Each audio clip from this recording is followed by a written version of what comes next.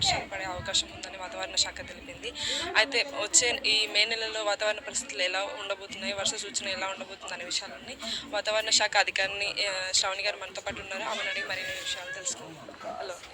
So ఈ మే నెలలో వర్షాలు పడతాయని వాతావరణ శాఖ సూచించింది. సో ఎలా ఉండబోతున్నాయి వర్షాలు, ఏ జిల్లాల్లో అధికంగా పడబోతున్నాయి?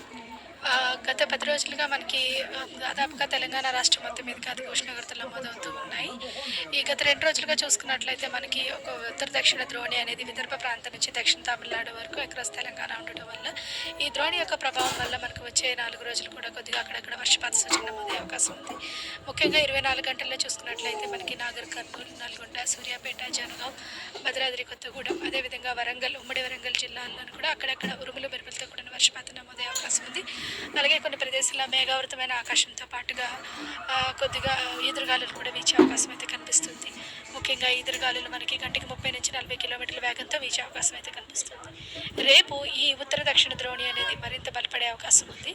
ఈ బలపడిన ద్రోణి యొక్క ప్రభావం వల్ల దాదాపుగా మనకి ఈశాన్య దక్షిణ తెలంగాణ జిల్లాల్లో ముఖ్యంగా జనగాం, ఉమ్మడి వరంగల్ జిల్లాలు, అదేవిధంగా మహబూబాబాద్, యాదాద్రి భువనగిరి, నల్గొండ, సూర్యాపేట, నాగర్ కర్నూలు పరిసర ప్రాంతాల్లో అక్కడక్కడ భారీ వర్షపాత సూచన కూడా భారీ వర్షాలు వచ్చే అవకాశం కూడా కనిపిస్తుంది. అలాగే కొన్ని జిల్లాల్లోని ఉరుములు మెరుపులతో కూడిన వర్షపాతం సాయంత్రం పూట నమోదవుతూ ఈదురుగాలు కూడా దాదాపుగా 40 నుంచి 50 కిలోమీటర్ల వేగంతో వీచే అవకాశం అయితే కనిపిస్తుంది.